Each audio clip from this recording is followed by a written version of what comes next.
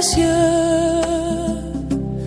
enlève mon iniquité. Regarde-moi du haut des cieux. Shalom, shalom, Dieu vous bénisse, peuple de Dieu.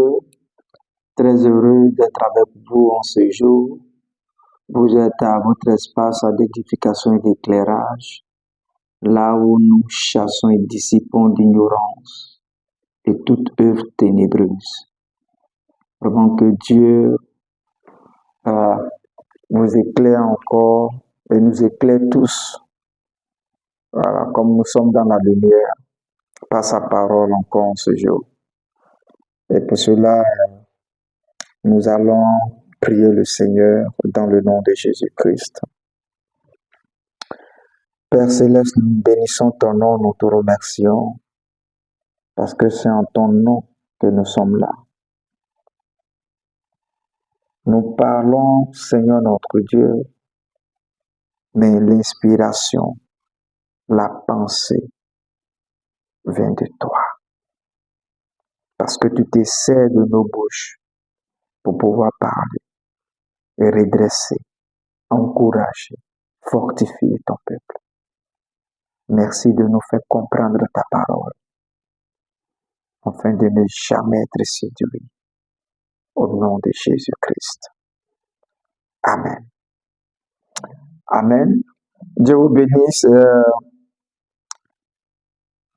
Nous allons voir un thème qui m'a fait un peu chaud la semaine dernière, que j'ai vu sur les réseaux sociaux.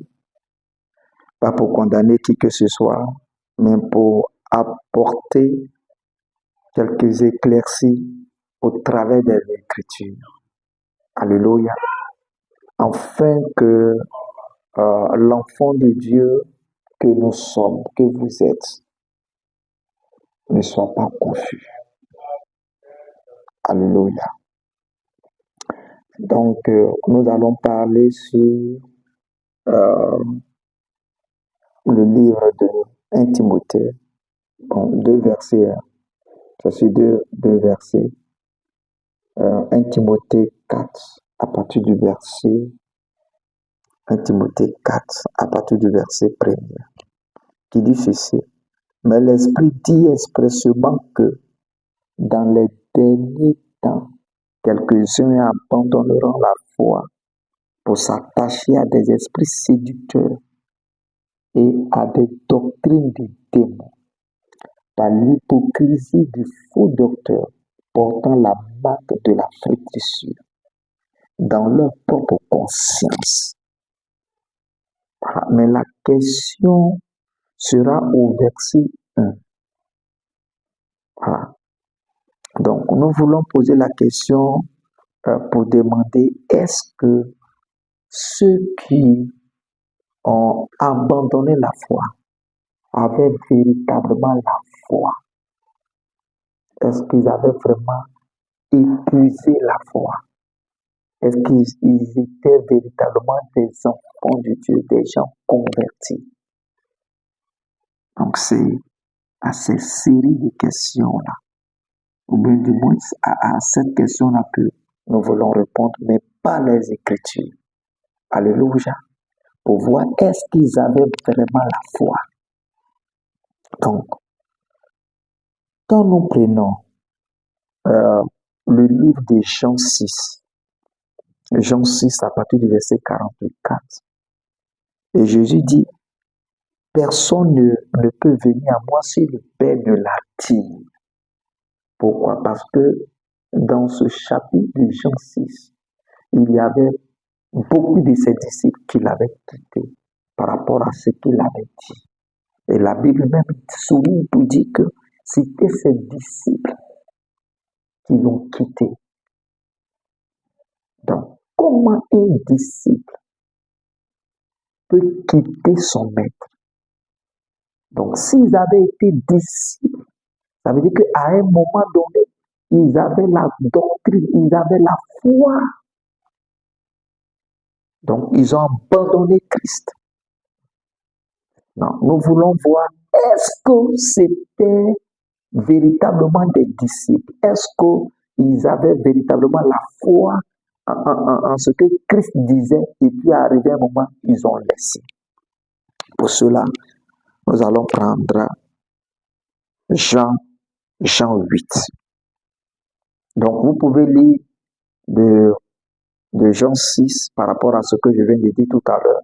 Jean 6 du verset 44 jusqu'au verset 71.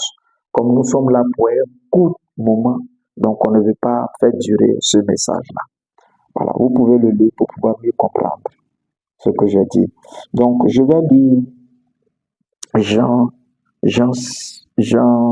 8, le verset 30. Écoutons ce que Jésus va dire.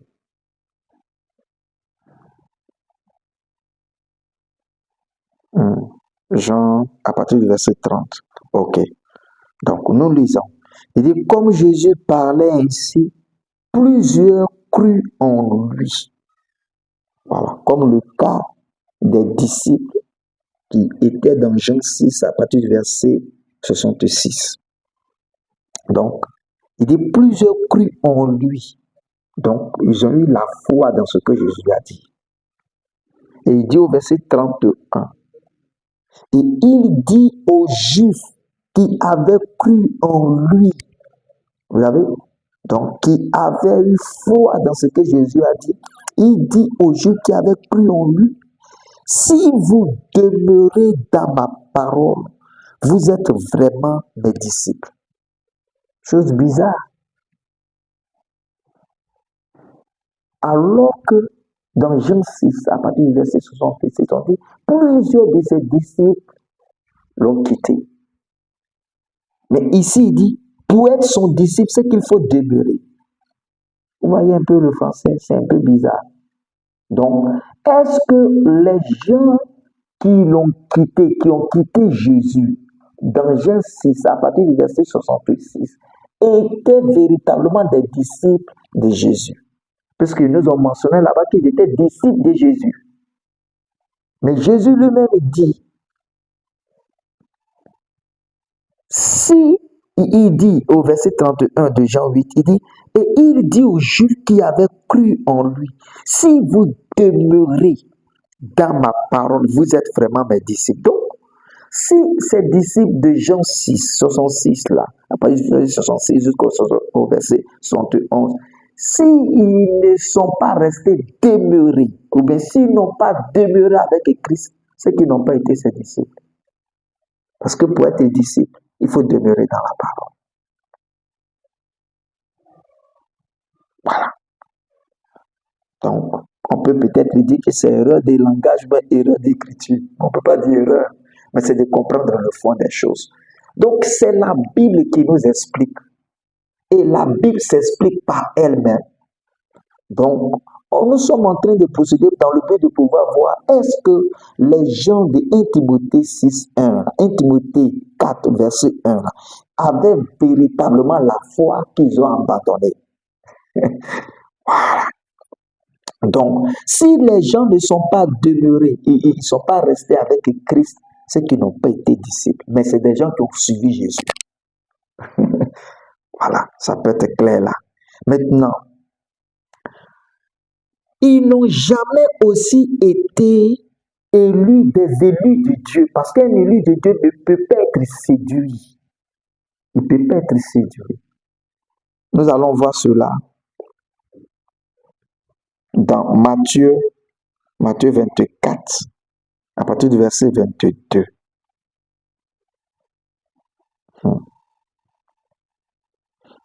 À partir du verset Matthieu 24, à partir du verset 22, nous lisons.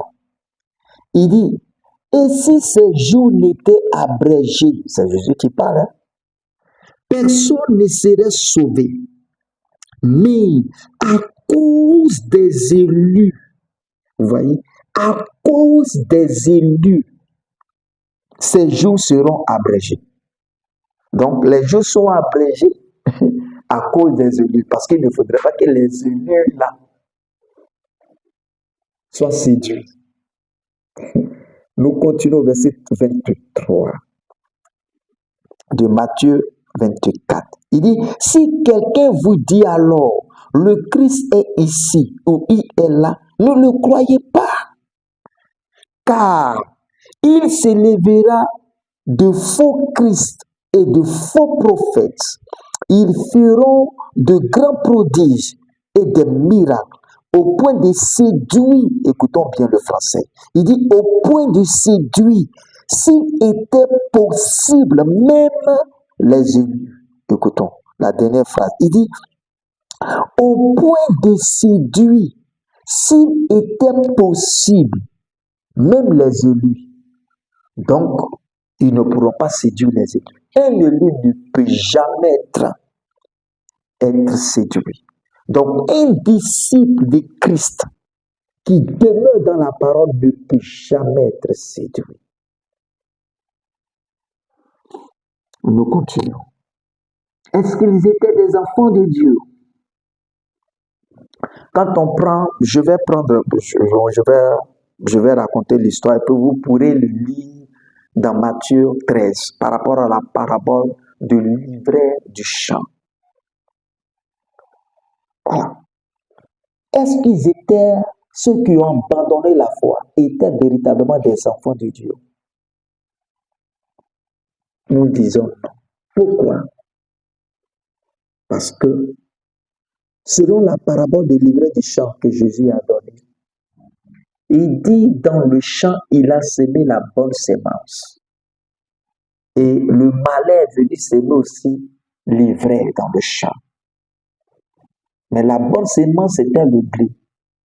Et quand il donne l'explication à partir de Matthieu 13, le verset 36, il dit la bonne sémence là, ce sont les fils du royaume. Et la mauvaise sémence, c'est-à-dire l'ivraie, étaient des fils du malin. Est-ce qu'on se comprend? Donc, la bonne sémence, ce sont les fils du royaume. Donc, ces filles du royaume-là sont disciples. Ces filles du royaume sont disciples de Christ. Ces filles du royaume-là sont ceux qui peuvent avoir la foi et ne pas abandonner la foi. Mais ceux qui peuvent abandonner la foi, c'est l'ivraie. Et il continue, il dit non. Ils ont pris l'ivraie et ils ont jeté l'ivraie dans. C'est que les fils du diable ont été jetés, du malin ont été jetés dans le feu. Et les justes qui composent, qui sont en réalité le blé, les fils du royaume, sont rentrés dans le royaume de Dieu. Est-ce que vous comprenez? Donc, quelqu'un ne peut pas appartenir, ne peut pas être un fils du royaume et puis rétrograder. Quand on le dit, même si rétrograde n'est pas dans les Écritures, c'est-à-dire que retourner chez le diable, retourner dans le monde. Non, ce qui n'a jamais été enfant de Dieu. Sa nature, là, c'était l'ivraie. C'est de ça qu'il est question. Parce que la Bible est cohérente, elle marche dans une démarche limpide. Nous allons continuer encore. Même quand on prend l'exemple du brigand à la croix, avec tout ce qu'il a fait. Mais vers la fin, il a reconnu Christ. Pendant qu'il était suspendu à la croix, il était crucifié, il a reconnu Christ. Et il a été sauvé. Et quand on prend même la parabole du fils prodigue, vous voyez, il a laissé son père, laissé sa maison, il est parti, tout dilapidé, il allait vivre dans la prostitution, au point où il s'est retrouvé en train de manger la nourriture des porcs. Mais comme sa nature intérieure savait que c'était anormal d'être là où il était là, il est retourné chez son papa. Et son père l'a accepté. C'est ça appartenir à Christ, être disciple de Christ. Donc, quelqu'un qui s'en va et qui ne revient pas, mais il n'a jamais été fils de Dieu. Jamais. Nous continuons. Maintenant, nous allons reprendre le texte et nous allons le lire. Écoutons. Il dit, 1 Timothée 4, à partir du verset 1. Il dit, mais l'Esprit dit expressément que dans les derniers temps, quelques-uns abandonneront la foi pour s'attacher à des esprits séducteurs et à des doctrines des démons. Écoutons, hein? Et à des doctrines des démons. Par l'hypocrisie des faux docteurs. Écoutons. Par l'hypocrisie. Donc, il y a eu des docteurs qui sont hypocrites, qui se faisaient passer pour des bons docteurs, mais qui sont faux. Donc, s'ils ont été docteurs, mais avant d'être docteurs, ils ont été quand même fidèles. Donc, ils étaient faux, ils étaient hypocrites depuis quand? Avant d'être docteurs. Depuis leur soi-disant conversion. Et c'est là. Parce que l'ivraie se retrouvait dans le même champ que le blé. Donc ils peuvent se retrouver à l'église, mais ils sont faux depuis le départ. C'est pour ça qu'ils sont retournés dans le verset 1, ils sont retournés en ce qui correspondait à leur nature. Puisqu'on dit, ils se sont attachés. Ils se sont attachés à des esprits séducteurs. Donc, ils aimaient la séduction à l'intérieur. Parce qu'ils avaient un esprit d'hypocrite. C'est ça qu'il faut déceler. Donc, ce sont des gens, mais en réalité, c'est qu'à vue d'œil, on peut voir, non, peut-être qu'ils appartenaient à la même doctrine, ils avaient la foi, mais en réalité, ils n'avaient pas la foi en Christ. Ils n'avaient pas ça. Ils n'étaient pas enfants de Dieu, ils n'étaient pas convertis. Ils n'ont jamais eu cette foi-là. Comme les disciples de Jean 6 à partir du verset 66 qui ont abandonné Jésus. Mais quand les gens les ont vus quitter Jésus, ils ont dit, ah, ce sont ses disciples. Mais quand Jésus vient en Jean 8, et le verset 31, il dit non, ils ne sont pas demeurés, donc ils n'ont pas jamais été ses disciples. Parce que pour être disciple de Jésus, il faut demeurer dans la parole. Qu'on se comprend. Donc s'ils ont abandonné la foi en réalité, ils profitaient. Ils avaient des profits au travers de cette foi-là. Mais ils ne croyaient pas ça. Et nous continuons. Verset 2. Il dit par l'hypocrisie de faux docteurs portant la marque de la flétrissure. Donc ils avaient une marque de perdition, de ternir la parole. Parce que Dieu regarde toujours au cœur de celui qui croit. La pensée qui anime l'intérieur là. D'autres peuvent dire non, peut-être que ça n'allait pas dans son ministère et puis il a laissé à cause de l'argent. Bon, sa femme souffrait, ses enfants souffraient, ou bien lui-même il était malade. C'est pour ça qu'il s'est...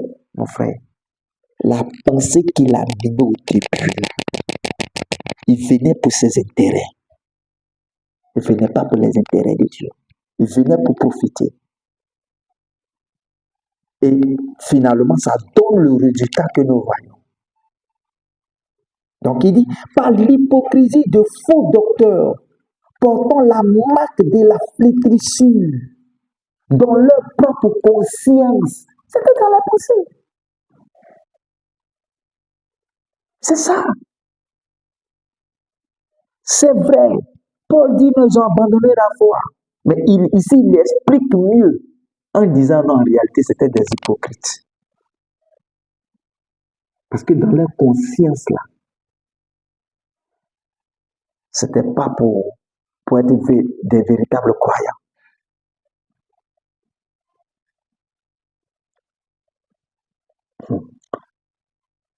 Bon, il y en a d'autres. Je vais prendre un autre passage. Écoutons. 2 Timothée 3. 2 Timothée 3. 2 Timothée 3, le verset. 2 Timothée 3, lisons le verset 5. Écoutons bien ici. Il dit, ayant l'apparence de la piété. Donc, ils font quoi? Ils sont pieux. Ils aiment les choses religieuses. Ils respectent les choses religieuses, les règles. Ils ont l'apparence. Mais pourquoi on dit ils ont l'apparence? C'est parce que l'intérieur est faux. Donc, on peut les voir comme si c'est des gens qui ont la foi, mais en réalité, c'est des faux. C'est ça. Il dit, ayant l'apparence de la piété, mais réniant ce qui en fait la force. Il rénie Christ. Quand on regarde comment ils prêchent, quand on regarde ce qui sort de leur bouche, et voit même comment est-ce qu'ils marchent, on peut déjà discerner cela. Donc, il dit, ayant l'apparence de la piété, mais régnant ce qui en fait la force. Et puis, il dit maintenant, éloigne-toi de ces hommes-là. Parce qu'ils sont faux. Ils font semblant d'avoir la même doctrine que nous, mais c'est des faux. Parce qu'ils ne demeurent pas dans la parole. Ils restent un peu, ils sortent, ils prêchent autre chose, ils rentrent encore, ils sortent. Ce gars qui ne demeure pas là, il n'a jamais été fils de Dieu, jamais été converti, jamais eu la foi en Christ. Jamais. Même si on dit qu'ils ont abandonné, ils n'ont jamais eu cette foi-là. C'était avec les yeux ordinaires qu'on pouvait voir qu'ils avaient la foi. Mais quand on voit avec les yeux de Dieu, c'est des gens qui n'ont jamais été convertis. Et nous allons terminer par un dernier passage qui va mieux l'expliquer. 1 Jean. Jean qui a vécu avec Jésus et qui a entendu Jésus dire que nul ne vient à moi si le Père ne l'attire. Regardons ce qu'il va dire. Jean qui a entendu Jésus dire que moi je vous ai choisi, vous les deux, mais l'un de vous est un démon. Jean qui a entendu ça. Et qui a aussi entendu que un disciple de Jésus, là, il demeure dans la parole. Il a déjà entendu Jésus dire ça. Écoutons ce qu'il va dire dans 1 Jean 2. Parce que l'explication des Écritures, c'est pas nous-mêmes. C'est les Écritures qui s'expliquent par elles-mêmes. Donc on ne peut pas prendre un verset biblique et puis dire que voici ce que ça donne, alors que il y en a d'autres versets qui expliquent la même chose. 1 Jean 2, à partir du verset 18, écoutons. Et nous allons chuter par là, terminer par là. Écoutons. Il dit, petits enfants, c'est la dernière heure. Et comme vous avez appris qu'un antéchrist vient, il y a maintenant plusieurs antéchrists. Parce qu'il y en a d'autres ils sont beaucoup parmi nous, parmi les croyants, et ils sont dans le monde. Donc ils sont plusieurs. Maintenant, et ceux qui sont parmi nous sont nombreux. Et les gens pensent que, et je vais vous dire quelque chose, les gens pensent que vivre dans la sanctification prouve que tu es un bon homme de Dieu, ou bien tu es un bon disciple de Jésus. Tu peux vivre la sanctification, puis tu es faux si ton message n'est pas vrai. Si ton message n'est pas l'évangile, si ton message n'est pas Christ crucifié, si ton message n'est pas basé sur Christ, tu es un faux. Parce que la sanctification, là, les musulmans font ça. bouddhiste fait ça. Tout le monde fait ça. La plupart des religions, ils prônent la morale. Donc, ce n'est pas par la morale qu'on peut reconnaître que quelqu'un est enfant de Dieu.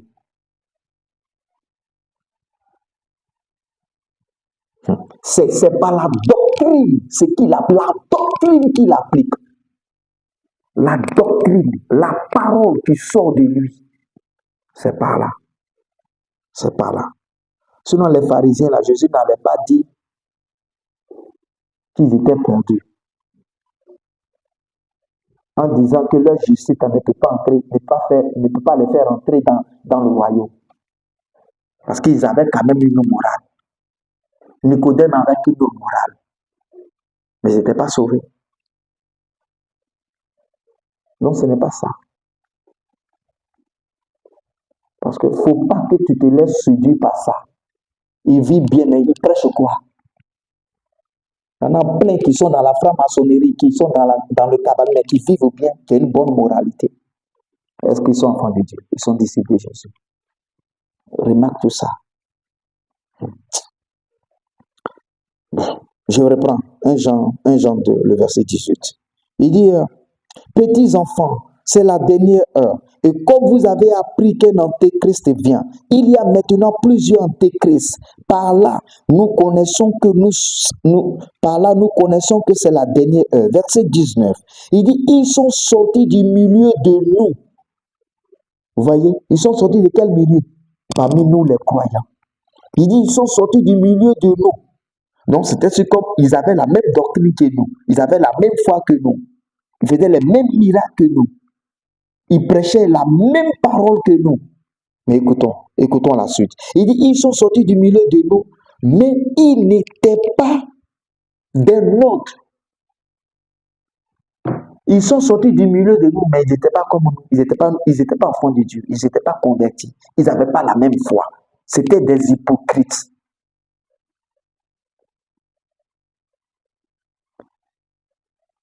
Il dit, ils sont sortis du milieu de nous, mais ils n'étaient pas des nôtres. Car s'ils eussent été des nôtres, c'est-à-dire s'ils étaient des enfants de Dieu, s'ils étaient convertis, s'ils avaient la même foi que nous, ils seraient demeurés avec nous.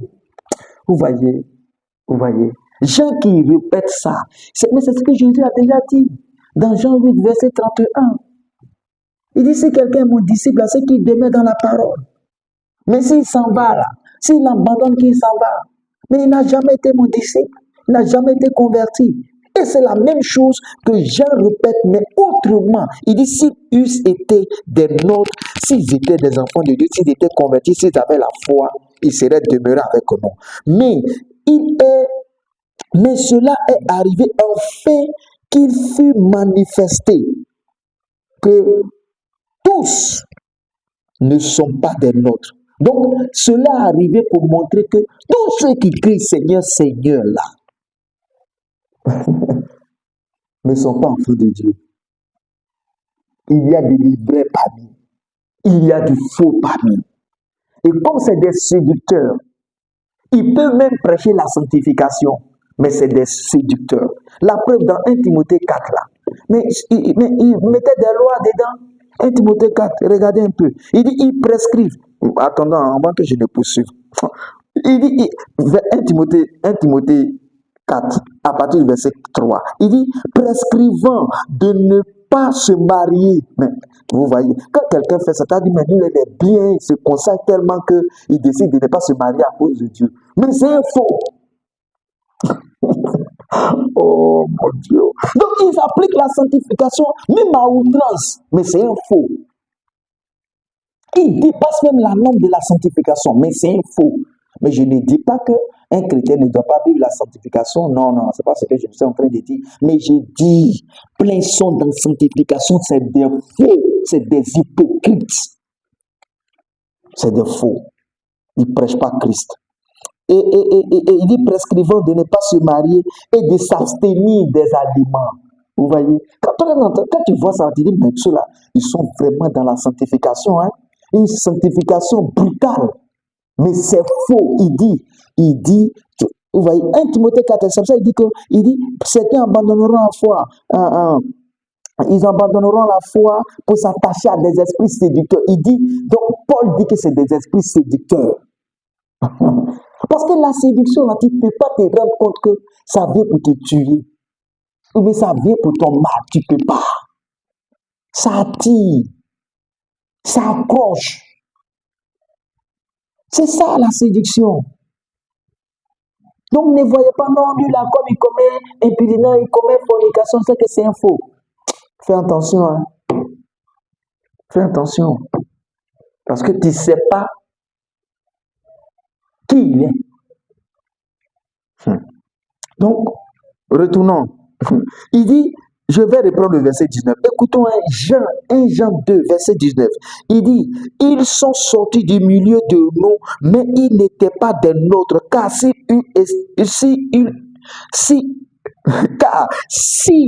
eussent été des nôtres, ils seraient demeurés avec nous, mais cela est arrivé afin qu'il fût manifesté que tous ne sont pas des nôtres. C'est même Jean 8, 31 là, qui reprend autrement.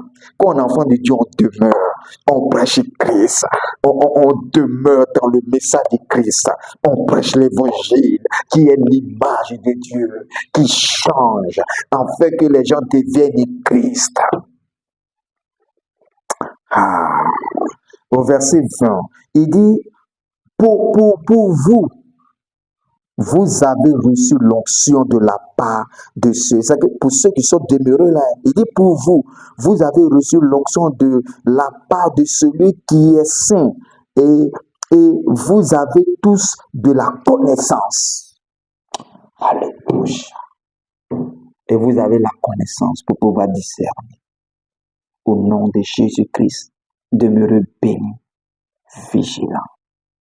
Pas parce que vous allez être perdus. Pas parce que vous serez séduits. Vous ne serez pas séduits. Mais regardez dans leur peau. Regardez dans leur peau qui est à l'intérieur.